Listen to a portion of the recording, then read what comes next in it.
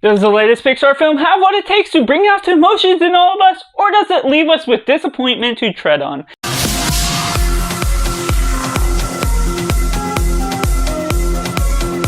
Hey everyone, welcome to Cinema, where we focus on the film. I'm Josh, this is Simply Cinema. Let me know down in the comments below if you've seen Pixar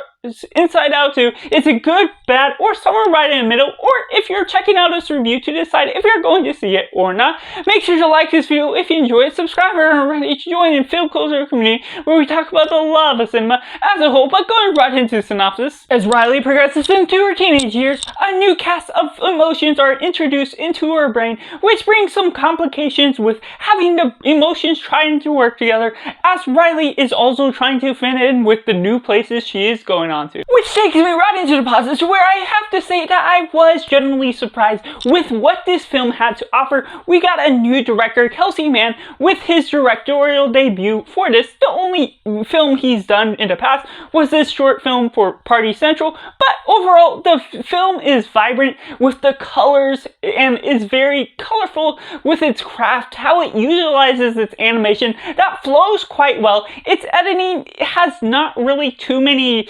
disruptions with its flow, and how you introduce these new characters, these new emotions to the board has its own handle on it. There's not a huge amount of good discrepancy between how everything is flowing out, but there's a nice flow into how you're getting each of these new characters and how they work in with the old cast, how they intermix together. It's well fitting, and as a fan of psychology as a whole, I didn't major in psychology, but studying it afterwards brought in some good lively times that just felt proper and right to how you see teens as they grow up, and it's very fitting and very informational to anyone of that age group that could really fit in with not necessarily an educational thing, but a good time that could really match what you're going through in your life if you're at that age,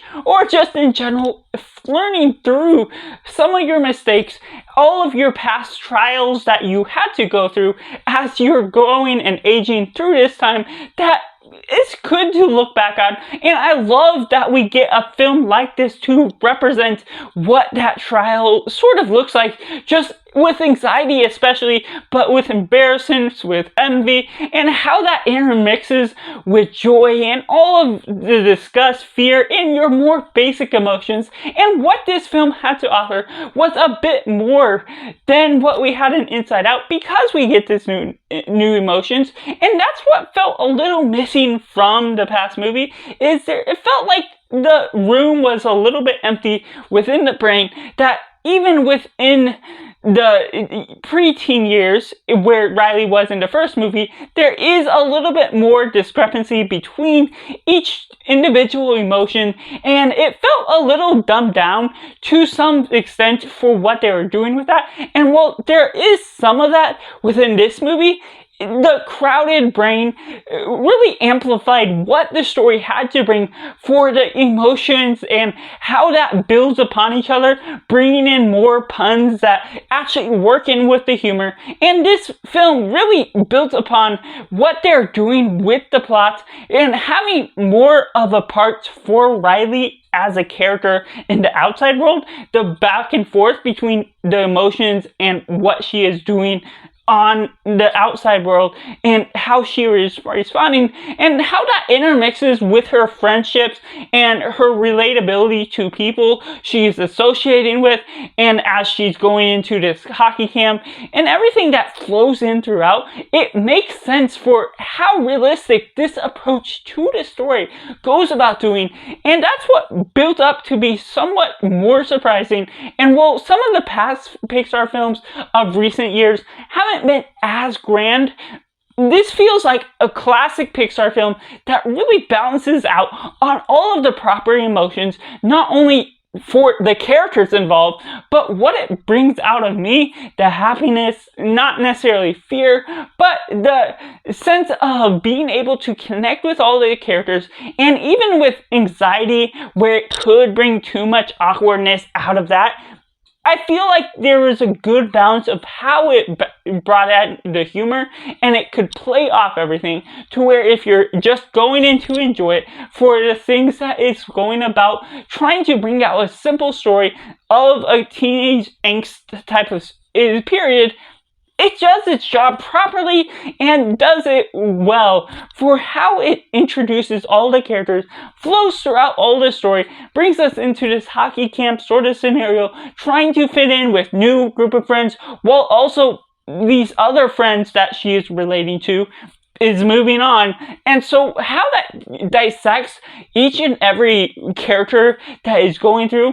there's not a grandiose scale to what this film has to offer, but it feels like it doesn't really need to try and do that, because the way you dissect it can be well properly diagnosed to how a teenage girl is going up through this time, and without really going through puberty, any of those awkward stages or diagnoses that you could bring out of what this film would introduce. It's not anything about turning red and that period of going through different periods. It's just the anxiety standpoint and the embarrassment and introducing envy and all of those other elements that kind of were missing in Inside Out. One, that weren't so elevated, obviously, as emotions when you're in your younger years, but still are a key factor to how she is going through this story as it is now, and the back and forth between how we're seeing Riley as a person within the outside world, what it is all going into effect. It is done properly, and it's so done effectively to the nature of how it gets pulled off, the laughs that it can pull off along the way, the humor, and about halfway through there is an interesting and colorful way of animating the cast of the story that I haven't really seen in a story before, where it introduces all types of animation that pulls off different crafts, bringing in these new characters that aren't a huge part of the story, but an important part of her life that plays again on the humor that just goes about a fun way of exploring different tides of animation that doesn't feel interrupted by what it's going for, what the story is pursuing as a whole. And there's new elements that are talking about the brain, how it works, without being overly complicated and explaining in a way that kids couldn't necessarily understand,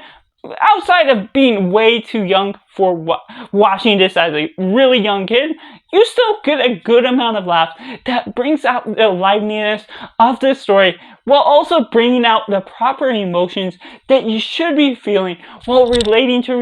Riley and how she is intermixing with the relationship she is facing as a whole. But going right into the mixed elements, overall there's some elements with Envy as a character. She doesn't necessarily get a spotlight in one sense that she doesn't feel full on like Envy. There's a sense of being more kiddish where, yes, you do want something that you are going after, and she could be missing from the Inside Out Pixar movie for that standpoint. But this one, where in the teenage years, you might be wanting and be envious a little bit stronger and embarrassment a little bit stronger too. And so just a way to go about it, it's a little kiddie in some sense. I still had a good laugh for not expecting as much from the story. And so if you're expecting too much, you may get too out of the realm of enjoyment from this film. It's not going to be a deeply thought out psychological story, but it still is clever in its own wits of what it is pursuing for being down to earth, kind of simple to its standards, even though super young kids won't be able to understand and diagnose everything that is going on.